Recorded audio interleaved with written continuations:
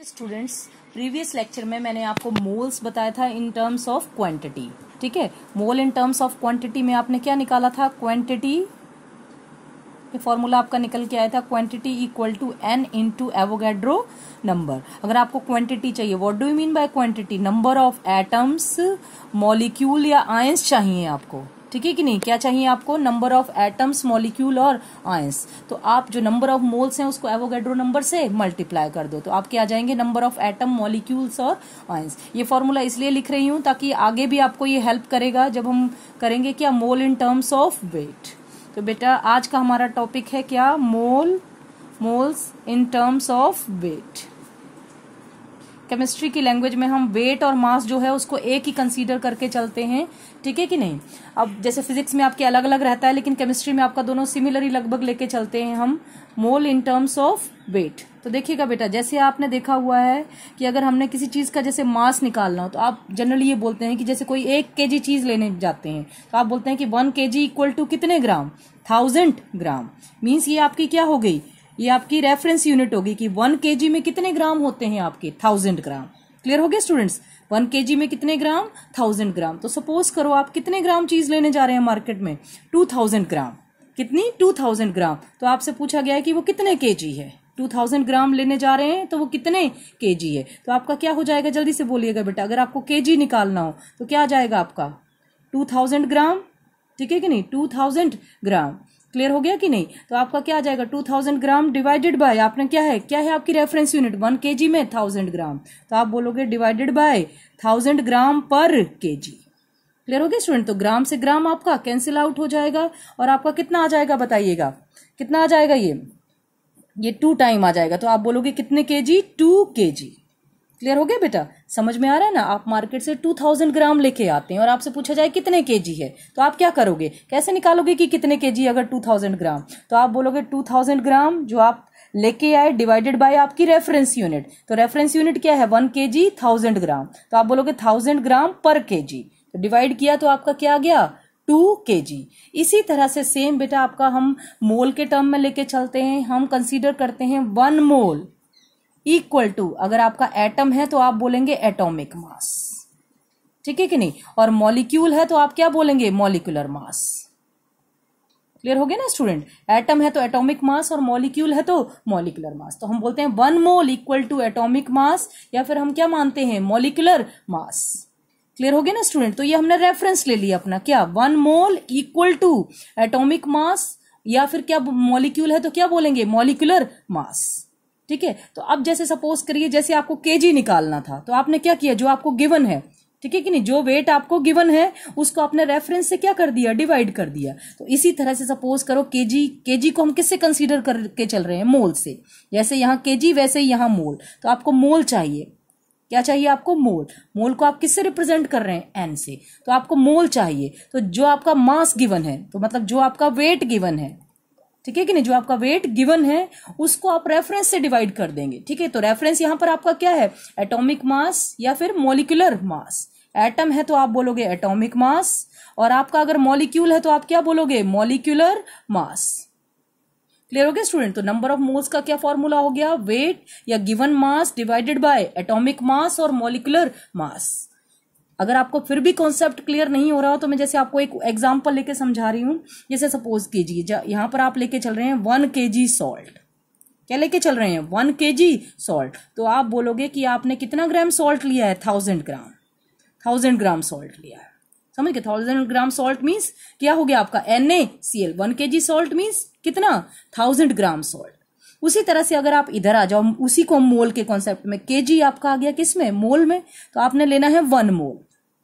1 mole salt that is 1 mole NaCl। क्या ले रहे हैं आप? 1 मोल NaCl। तो 1 मोल NaCl का मतलब क्या होता है? 1000 ग्राम सॉल्ट। तो 1 मोल का मतलब होता है क्या उसका? Atomic mass. तो 1 मोल NaCl का मतलब, NaCl आपका मॉलिक्यूल है तो मॉलिक्यूलर मास। तो NaCl का मॉलिक्यूलर मास कितना होता है? आप देख लो, सोडियम का 23 और क्लोरीन का होता है आपका 35.5। तो ये आपका आ जाएगा 58.5 ग्राम। क्लियर हो गया स्टूडेंट? तो आप बोलोगे 1 मोल NaCl मीन्स कितना? उसका इक्वल टू एटॉमिक मास। तो कितना है? 58.5 ग्राम। इसी तरह से आप और कोई ले लो, जैसे आप बोलोगे कि आप 1 kg क्या लेके आओ? शुगर लेके आओ। ठीक है। 1 kg क्या लेके आओ बेटा, शुगर। तो आप बोलोगे 1 kg शुगर का मतलब आप कितनी ग्राम शुगर लेके आ रहे हैं, 1000 ग्राम शुगर बाय करके ला रहे हैं। कितनी, 1000 ग्राम। क्लियर हो रही है ना मेरी बात। इसी तरह से मोल आ जाओ, केजी मीन्स आपका क्या, मोल। तो आप बोलोगे 1 मोल शुगर, 1 मोल शुगर। तो आपका शुगर का फॉर्मूला होता है बेटा C12H22O11। तो देखो आपका कैसे निकल आएगा, आपका कार्बन का एक एटम का मास होता है 12, ठीक है कि नहीं। यहाँ कार्बन तो आपका 12 इंटू 12 प्लस हाइड्रोजन का 1 इंटू 22 प्लस ऑक्सीजन का, एक ऑक्सीजन का 16, तो 11 का कितना हो गया, 16 इंटू 11। तो ये आप ऐड करोगे तो ये आपका आएगा 342 ग्राम। तो अगर आपको कोई मार्केट से बोले कि 1 मोल शुगर ले आओ, तो 1 मोल शुगर मीन्स आप मार्केट से कितनी शुगर खरीद के लाएंगे, 342 ग्राम। आपको बोल दे 1 मोल NaCl ले आओ, तो 1 मोल NaCl तो बेटा क्या बोलते हैं, ऐसे मार्केट में मिलता नहीं है, ठीक है ना। तो आप बोलोगे कि कितना NaCl आपने मार्केट से लेके आना है, 58.5 ग्राम। मीन्स जितना आपका NaCl का क्या है, एटॉमिक मास। क्लियर हो रहा है ना बेटा, सॉरी NaCl का मॉलिक्यूलर मास। अगर एटम है तो एटॉमिक मास और मॉलिक्यूल है तो क्या बोलेंगे हम, मॉलिक्यूलर मास। अब देखो जरा मैं आपको और कोई बता देती हूँ जिसमें हम बोलते हैं कि क्या होता है, आपका आपके माइंड में ये कॉन्सेप्ट क्लियर रहे। जैसे 1 मोल NaCl का बताया, इसी तरह से जैसे करो, सपोज करो आप ले लो 1 मोल H2SO4। तो 1 मोल H2SO4 समझ गए ना, मार्केट से परचेज करने जा रहे हैं। तो 1 मोल H2SO4 का मतलब है इसका टोटल मास, हाइड्रोजन का 2, सल्फर का 32, ऑक्सीजन का 16 इंटू 4 64। तो टोटल आप ऐड करोगे तो ये कितने ग्राम आएगा बेटा, 98 ग्राम। तो 1 मोल H2SO4 लाना है मीन्स आपको 98 ग्राम H2SO4 लाना है। अगर आपको कोई कहे 1 मोल यूरिया ले आओ, व्हाट इज 1 मोल यूरिया, तो आपने सोचना नहीं है कि 1 मोल का मतलब कितनी यूरिया चाहिए। आप बोलोगे 1 मोल यूरिया का मतलब 60 ग्राम। यूरिया का फॉर्मूला क्या होता है बेटा, NH2CO NH2। ऐड कर लो आप दोनों, नाइट्रोजन का मास, 4 हाइड्रोजन का मास, कार्बन का प्लस ऑक्सीजन का मास। तो आप क्या बोलोगे, कितनी ग्राम यूरिया लेके आनी है आपने मार्केट से, 60 ग्राम। क्लियर हो रहा है ना स्टूडेंट। इसी तरह से आप बोलो 1 मोल HNO3, 1 मोल नाइट्रिक एसिड, 1 मोल नाइट्रिक एसिड। तो आपका नाइट्रिक एसिड का कितना होता है, हाइड्रोजन का 1 हो गया, नाइट्रोजन का 14, ऑक्सीजन का कितना होता है आपका 48। तो आप ऐड कर लोगे तो कितना आ जाएगा बेटा, 63 ग्राम। तो आप बोलोगे 1 मोल HNO3 मीन्स मार्केट से कितनी HNO3, 63 ग्राम HNO3। तो ये आ गया mole in terms of gram. Clear हो रहा है ना बेटा, मोल इन टर्म्स ऑफ ग्राम। तो अगर आपको मोल निकालने हो, क्या निकालने हो, मोल निकालने हो, तो जो आपका जो भी गिवन वेट होता है सब्सटेंस का, उसको उसके एटॉमिक मास या मॉलिक्यूलर मास से हम क्या कर देते हैं, डिवाइड। क्लियर हो गया ना स्टूडेंट, उसको किससे डिवाइड कर देते हैं, उसके एटॉमिक मास या मॉलिक्यूलर मास से। ठीक है, अब हम जरा इसके ऊपर करेंगे न्यूमेरिकल। न्यूमेरिकल किस पैटर्न में आते हैं, ये फॉर्मूला आपके सामने आ गया है मोल का बेटा, वेट या given mass divided by atomic mass और मॉलिक्यूलर मास। ये पता है ना फॉर्मूला कैसे आता है, जैसे ये है आपको कि आपने मार्केट से, मैंने आपको पहले भी समझाया, आपकी रेफरेंस यूनिट है, आपको पता है 1 kg में 1000 ग्राम होते हैं, 1000 ग्राम होते हैं। तो आप मार्केट से 2000 ग्राम ले आए, तो आपको पूछा कि कितने केजी लेके आए भाई, 2000 ग्राम का मतलब, तो आप 2000 को रेफरेंस यूनिट से डिवाइड कर दोगे। क्या है रेफरेंस यूनिट आपकी, 1000 ग्राम पर केजी। तो आपका आ जाएगा आंसर कितना, 2 kg। ठीक है, तो यही हम मोल में करते हैं। आपको पूछा कितने मोल लेके आए, ठीक है कि नहीं, तो जितना आप वेट लेके आए हो सब्सटेंस का, उसको उसके किससे डिवाइड कर दो, रेफरेंस यूनिट से। रेफरेंस यूनिट क्या है आपकी, एटॉमिक मास या मॉलिक्यूलर मास। तो वो आपका निकल आया मोल। अब देखिएगा बेटा, आपकी जो पेपर है उसमें क्वेश्चन आपके किस फॉर्मेट में आते हैं वो आपको पता होना चाहिए। देखिएगा आप जरा, हम सबसे पहले इसके ऊपर क्वेश्चन करना स्टार्ट करते हैं अब। ठीक है, मोल कॉन्सेप्ट किसके टर्मिनोलॉजी में, वेट की टर्मिनोलॉजी में। तो जैसे आपको क्वेश्चन दिया हुआ है, जरा ध्यान से सुनिएगा बेटा। क्वेश्चन है आपको कैलकुलेट द, जैसे आपको ये है calculate the number of moles comma number of molecule comma number of each type of atom, number of each type of atom in 22 gram of carbon dioxide। ठीक है, क्या क्या निकालने हैं आपको, number of moles, number of molecule, number of each type of atom in 22 gram of CO2।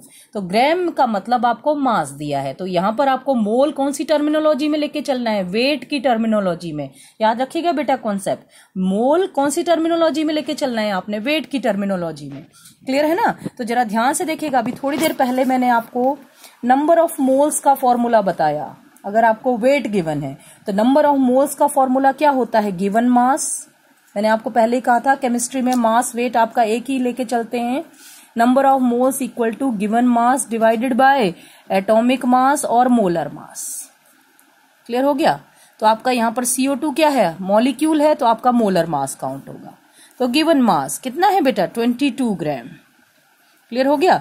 Atomic mass CO2 का कितना होता है, यहाँ निकाल के बता दूं, कार्बन का 12, ऑक्सीजन का 16 into 2 that is equal to क्या हो गया आपका 32 प्लस 12 दैट इज 44 ग्राम। तो आप बोलोगे 22 ग्राम डिवाइडेड बाय 44 ग्राम क्या होता है आपका एटॉमिक मास या मोलर मास, ग्राम पर मोल। ग्राम से ग्राम कैंसिल हो गया तो आपका क्या आ गया बेटा, नंबर ऑफ मोल्स। क्लियर हो गया ना। तो ये आपका कितना आ जाएगा 1/2 या आप बोलोगे 0.5 मोल, ये आपके नंबर ऑफ मोल्स। क्लियर है ना स्टूडेंट्स, कोई कंफ्यूजन तो नहीं क्वेश्चन में। क्या निकाल लिया आपने, नंबर ऑफ मोल्स। अब देखिएगा क्वेश्चन आपका बढ़ रहा है धीरे धीरे, नंबर ऑफ मोल्स हमने निकाल लिए हैं, अब हम बढ़ रहे हैं नंबर ऑफ मॉलिक्यूल की तरफ। नंबर ऑफ मॉलिक्यूल आपको पीछे याद होगा फर्स्ट लेक्चर, मॉलिक्यूल का मतलब आ गया आपकी क्वांटिटी। क्या आ गई आपकी क्वांटिटी, क्या बताई थी मैंने क्वांटिटी अभी थोड़ी देर पहले, एटम्स, मॉलिक्यूल और क्या निकालने हो अगर आपको आयंस, ठीक है कि नहीं, तो वो आपकी क्या होती है क्वांटिटी। तो यहां पर आपके पूछे गए हैं नंबर ऑफ मॉलिक्यूल, ध्यान से सुनिएगा। मॉलिक्यूल मीन्स आपको क्वांटिटी चाहिए, क्या फॉर्मूला बताया था अभी आपको, N into Avogadro number. N means number of moles multiply with Avogadro numbers. तो 22 ग्राम में पहले आपने मोल निकाले, अब मोल निकालने के बाद क्या निकालेंगे उसकी quantity means number of molecule. तो क्या हो गया बेटा 0.5 मोल, ठीक है, मल्टीप्लाई विद एवोगैड्रो नंबर कितना है 6.022 इंटू 10⁻23। क्लियर हो गया ना स्टूडेंट्स। तो ये आपका क्या आ जाएगा 0.5 को 6.022 से आप मल्टीप्लाई कर लो तो आपका ये हो जाएगा 3.011 इंटू 10⁻23। क्लियर हो रहा है। तो ये आपकी क्वांटिटी दैट इज मॉलिक्यूल आ गए, ठीक है ना। 0.5 मोल में कितने मॉलिक्यूल हैं आपके, बोलेगा नंबर ऑफ मॉलिक्यूल्स कितने हैं बेटा, जल्दी बोलो, 3.011 इंटू 10⁻23। सेकेंड कॉन्सेप्ट क्लियर हुआ बेटा। पहले नंबर ऑफ मोल्स बताए, अब आपको क्या बताया, नंबर ऑफ मॉलिक्यूल्स। अब नंबर ऑफ मॉलिक्यूल्स के बाद हम अगले टॉपिक की तरफ बढ़ते हैं। आगे क्या पूछा है इन्होंने नंबर ऑफ मोल्स के बाद, number of atom of each type in 22 gram of CO2। तो देखो 22 ग्राम CO2 को हमने मोल में कन्वर्ट कर लिया है, मतलब 0.5 मोल में कितने ईच टाइप ऑफ एटम है। ईच टाइप ऑफ एटम तो बताओ, एक तो एटम कार्बन है और दो क्या है आपके ऑक्सीजन। तो सबसे पहले हम निकाले नंबर ऑफ ईच टाइप का मतलब number of carbon atom, number of carbon atom. तो चलिए आ जाइएगा। तो देखो एक CO2 में 1 CO2 मीन्स 1 मोल CO2 में कितने हैं आपके बताओ, 1 मोल CO2 में कितने एटम है आपका, 1 एटम है कार्बन का, 1 ही है कि नहीं बोलिएगा। ये देख लो CO2 का फॉर्मूला ढंग से, CO2 में कितने कार्बन है आपके 1, तो एक मोल में आपके CO2 कितने हैं समझ में आया ना बेटा, 1 है। तो आपके यहाँ पर कितने मोल में पूछे हुए हैं या कितने मॉलिक्यूल में पूछे हुए हैं बेटा, ये मोल ये मॉलिक्यूल, मोल में पूछे हो तो मोल से मल्टीप्लाई कर दो, मॉलिक्यूल में पूछे हैं तो बताओ कितने से हो जाएगा 1 इंटू 3.011 इंटू 10⁻23। तो ये आगे आपके एटम पूछे हैं ना, तो 1 इंटू 3.011 इंटू 10⁻23 एटम्स पूछे हुए हैं आपके, मीन्स क्वांटिटी पूछी है। तो आपका ये आ गया n इंटू 3. ये आपका 1 इंटू 3.011 इंटू 10⁻23। क्लियर हुआ ना स्टूडेंट्स। अब दूसरे आ जाइएगा, दूसरे क्या है आपके, नंबर ऑफ कार्बन एटम के बाद बताओ नंबर ऑफ कौन से एटम आपके, sorry oxygen atom, number of oxygen atom. तो देखो 1 मोल CO2 में कितने हैं आपके बताइएगा, 1 मोल में कितने हैं आपके, 1 मोल CO2 में 2 ऑक्सीजन है आपके, कितने ऑक्सीजन एटम है, 2 ऑक्सीजन एटम है। तो आपसे कितने में पूछे हुए हैं 0.5 मोल में, 0.5 मोल में आपने मॉलिक्यूल निकाले इतने, समझ में आया ना, 0.5 मोल में आपके इतने मॉलिक्यूल हैं, ठीक है कि नहीं। लेकिन ये 1 CO2 के लिए और इसमें 2 ऑक्सीजन है, तो आप कितने से मल्टीप्लाई कर दोगे बेटा, 2 इंटू 3.011 इंटू 10⁻23। क्लियर हो गया ना बेटा कि नहीं, समझ में आ रहा है आपका। एक CO2 के अंदर आपके 2 ऑक्सीजन एटम है, तो ये कितने से मल्टीप्लाई हो जाएगा आपका 2 से। तो ये आ गया आपके नंबर ऑफ कार्बन एटम और ये number of oxygen atom. Clear हो गया। तो ये आपका क्वेश्चन क्लियर हो गया कि नंबर ऑफ मोल्स बताओ, फिर नंबर ऑफ मॉलिक्यूल्स की तरह एटम निकालने हैं तो पहले नंबर ऑफ मॉलिक्यूल्स चाहिए, फिर मॉलिक्यूल से किस पर आएंगे हम, एटम पर आएंगे, फिर number of each type of atom, clear हो गया ना स्टूडेंट्स। अब देखो एक और क्वेश्चन इसके ऊपर देख लीजिएगा ताकि आपका जो कॉन्सेप्ट है वो बिल्कुल अच्छे से क्लियर हो जाए इसके ऊपर। अब जैसे क्वेश्चन है आपका कैलकुलेट, देखो बेटा calculate the number of atoms, इसमें डायरेक्ट नंबर ऑफ एटम्स पूछ रहा है, number of atoms of the constituent elements, number of atoms of the constituent elements means एक एक बताओ, number of the constituent element in 53 gram of Na2CO3। ठीक है बेटा, number of atoms of the constituent element in 53 gram of Na2CO3। तो अब जरा ध्यान से सुनिएगा, यहां पर फिर क्या दिया हुआ है आपका, मास दिया हुआ है। क्या दिया हुआ है, मास दिया हुआ है। तो मास से सबसे पहले आपको बताया मैंने, मोल से ही हमने सब चीजें हमारी कंसीडर्ड होती हैं। तो जब हम इसका आंसर सॉल्व करेंगे तो ध्यान से सुनिएगा बेटा। अब सबसे पहले हमें क्या चाहिए, इसके नंबर ऑफ मोल्स। तो नंबर ऑफ मोल्स का क्या फॉर्मूला बताया आपको, गिवन मास डिवाइडेड बाय आपका Na2CO3 मॉलिक्यूल है तो डायरेक्ट लिख देंगे क्या, molecular mass. Given mass divided bye molecular mass. ठीक है, तो आपके पहले Na2CO3 के क्या आ जाएंगे, नंबर ऑफ मोल्स, फिर नंबर ऑफ मोल्स से क्या निकाल लेंगे, नंबर ऑफ मॉलिक्यूल, फिर लास्ट में आ जाएंगे number of atom of the constituent elements. कितने के एटम्स हैं आपके कॉन्स्टिट्यूएंट एलिमेंट्स के, तो चलो नंबर ऑफ मोल्स निकालते हैं सबसे पहले।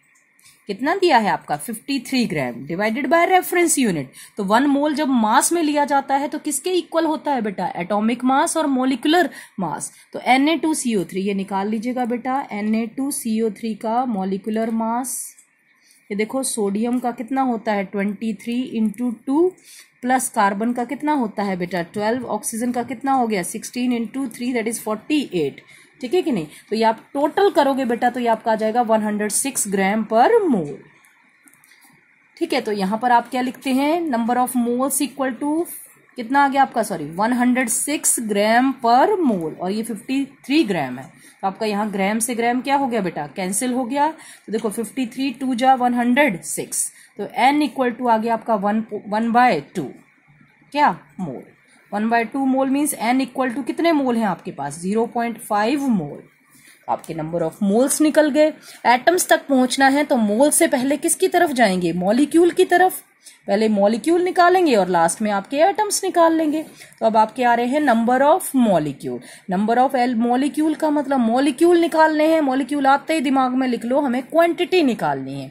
तो क्वांटिटी के लिए फॉर्मूला होता है आपका n into Avogadro number. Number of moles को एवोगैड्रो नंबर से कर दो मल्टीप्लाई। कितने नंबर ऑफ मोल्स हैं बेटा, 0.5 मोल है, into Avogadro number that is 6.022 into 10⁻23। तो आप करोगे तो ये आ जाएगा 3.011 इंटू 10⁻23। तो ये आपके आ गए मॉलिक्यूल्स। क्लियर हो गया ना बेटा। आपके 0.5 मोल में कितने मॉलिक्यूल्स हैं, 3.011 इंटू 10⁻23 मॉलिक्यूल्स। अब इतने मॉलिक्यूल्स में आपके कितने number of total sodium atom है, कितने कार्बन है, कितने ऑक्सीजन है। तो चलिए 1 बाय 1 उनकी तरफ बढ़ते हैं। नंबर ऑफ सोडियम एटम, क्या बेटा, नंबर ऑफ सोडियम एटम। तो जरा ध्यान से देखिएगा बेटा, अगर आपका एक फॉर्मूला ले रहे हैं Na2CO3 का, तो एक में कितने सोडियम एटम है आपके, 2। एक में कितने सोडियम एटम है आपके, 2। तो इतने मॉलिक्यूल में कितने सोडियम एटम होंगे, 2 से मल्टीप्लाई कर दो, 2 इंटू 3.011 इंटू 10⁻23 मॉलिक्यूल, सॉरी क्या आ गए आपके एटम्स। किसके एटम्स आ गए, सोडियम एटम। अब एटम की तरफ है ना, मॉलिक्यूल तो आप निकाल ही चुके हैं। तो क्या आ गए 2 इंटू 3.011 इंटू 10⁻23 एटम्स। चलिए अब आपको क्या चाहिए आगे, नंबर ऑफ कौन से एटम्स आपके, कार्बन एटम। क्या चाहिए आपको, नंबर ऑफ कार्बन एटम। तो नंबर ऑफ कार्बन एटम चाहिए। तो देखो Na2CO3 में कितने कार्बन के एटम है, 1। ठीक है कि नहीं, कितने कार्बन एटम है बेटा, 1। तो आप बोलोगे देखो एक Na2CO3 में आपके कितने हैं, 2 है। तो आपके 3.011 इंटू 10⁻23 मॉलिक्यूल में कितने होंगे, एक मॉलिक्यूल में कितने हैं आपके, 2, सॉरी कार्बन कितने हैं, 1। तो इतने मॉलिक्यूल में कितने होंगे, इतने से मल्टीप्लाई कर दो। तो आप बोलोगे 1 इंटू 3.011 इंटू 10⁻23 एटम्स, किसके, कार्बन के। क्लियर हो रहा है ना बेटा। अब फिर से देखिएगा, नंबर ऑफ लास्ट क्या रह गया आपका, ऑक्सीजन एटम। किसके एटम बेटा? ऑक्सीजन के एटम। तो फिर जरा आप क्वेश्चन को ध्यान से सुनिएगा मेरी बात को। एक मॉलिक्यूल है आपका Na2CO3 का, तो एक मॉलिक्यूल Na2CO3 में कितने ऑक्सीजन के एटम है? 3। 1 मॉलिक्यूल में कितने एटम है? 3। तो बताओ इतने मॉलिक्यूल में कितने एटम होंगे? 3 से मल्टीप्लाई कर दो, तो आप लिखोगे 3 इंटू 3.011 इंटू 10⁻23 एटम्स। ये आपका सॉल्व हो गया क्वेश्चन। फिर से मैं एक बार रिपीट कर दे रही हूं ताकि आपको ये कॉन्सेप्ट बहुत अच्छे से क्लियर हो जाए बेटा। देखिएगा, calculate the number of atoms of the constituent element in 53 gram of Na2CO3।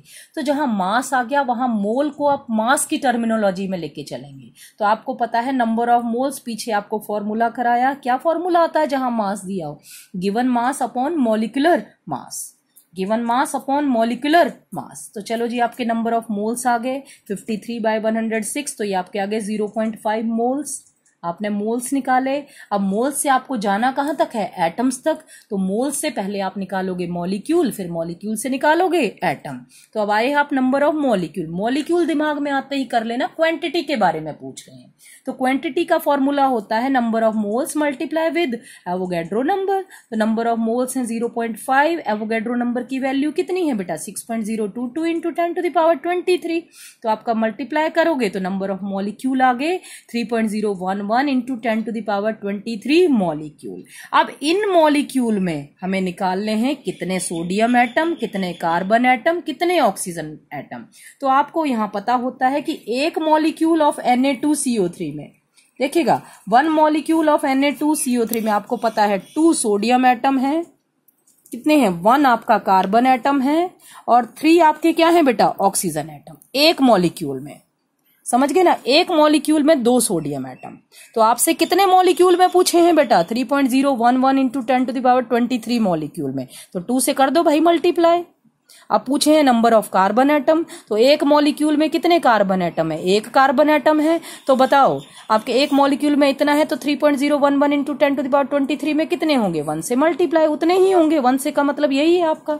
अब नंबर ऑफ ऑक्सीजन एटम, तो हम कह रहे हैं भाई एक मॉलिक्यूल में 3 ऑक्सीजन एटम है, एक मॉलिक्यूल में 3 ऑक्सीजन एटम। तो आपसे कितने मॉलिक्यूल में पूछे हैं भाई? 3.011 इंटू 10⁻23 में, तो 3 से मल्टीप्लाई, तो ये आ गया आपके नंबर ऑफ ऑक्सीजन एटम। अब देखो बेटा, यहां पर हमने 2 फॉर्मूलों का यूज बताया। फर्स्ट जो मैंने आपका लेक्चर लिया था उसमें मैंने आपको बताया था, ध्यान से सुनिएगा, number of moles equal to, अगर आपको निकालनी है, देखो क्वांटिटी वाला क्या था आपका, देखो फॉर्मूला ध्यान से देखना। अगर मुझे नंबर ऑफ मोल्स चाहिए तो क्या हो जाएगा? क्वांटिटी मीन्स, फिर बोल रही हूं, नंबर ऑफ एटम्स, मॉलिक्यूल और आयंस, या फिर इलेक्ट्रॉन्स बोल दो आप। क्वांटिटी डिवाइडेड बाय आपका क्या था बेटा? Avogadro number. Quantity means atom, molecule और ion divided by Avogadro number. और नंबर ऑफ मोल्स ही आपका किसके इक्वल होता है बताओ?